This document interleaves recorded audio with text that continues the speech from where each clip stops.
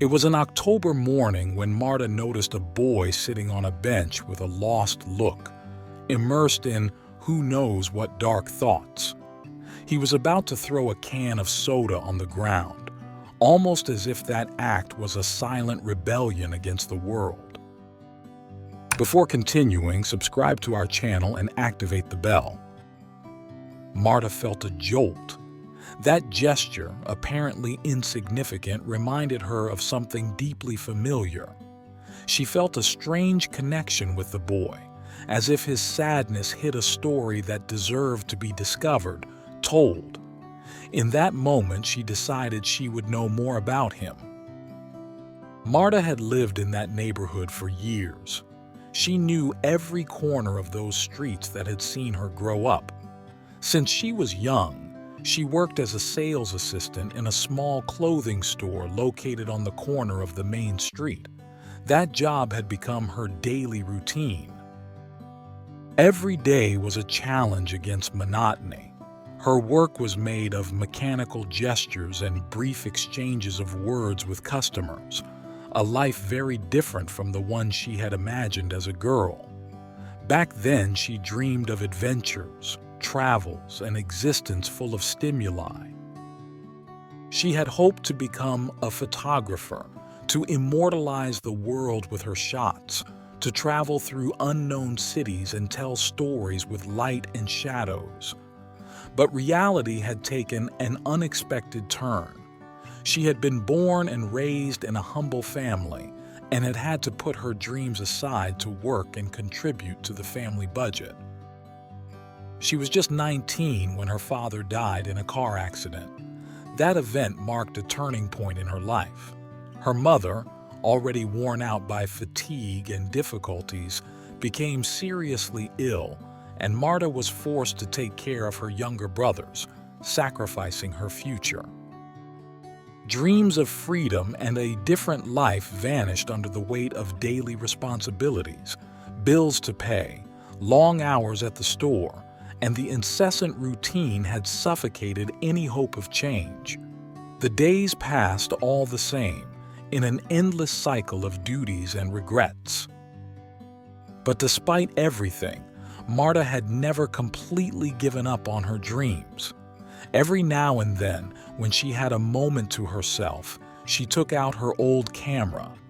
She took a few photos of the most hidden corners of her neighborhood, as if those small creative acts could keep her spirit alive.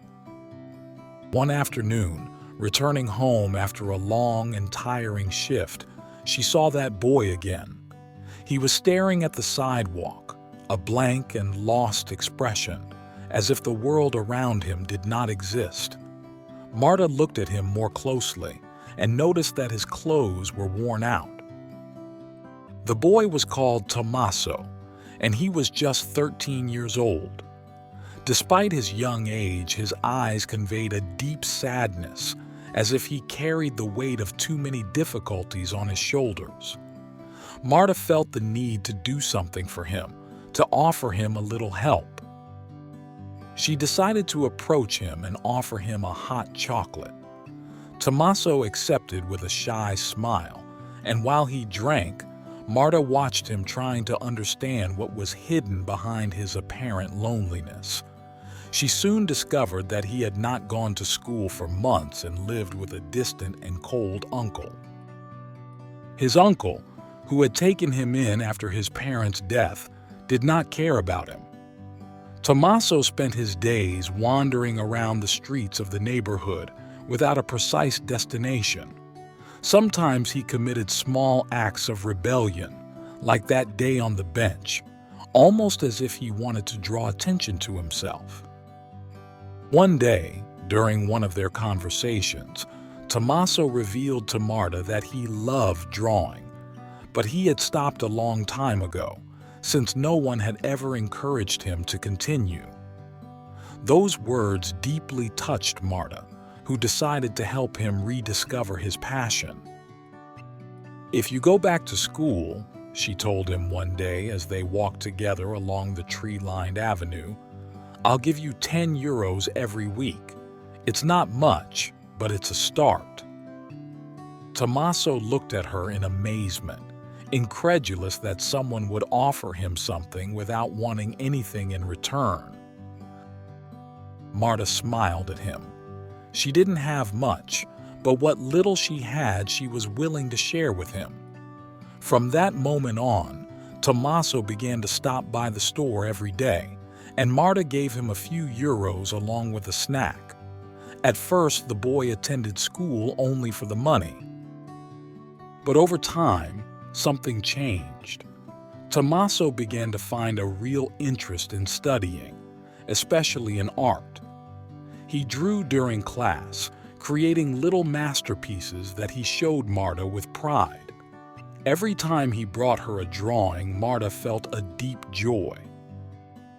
Their bond grew stronger.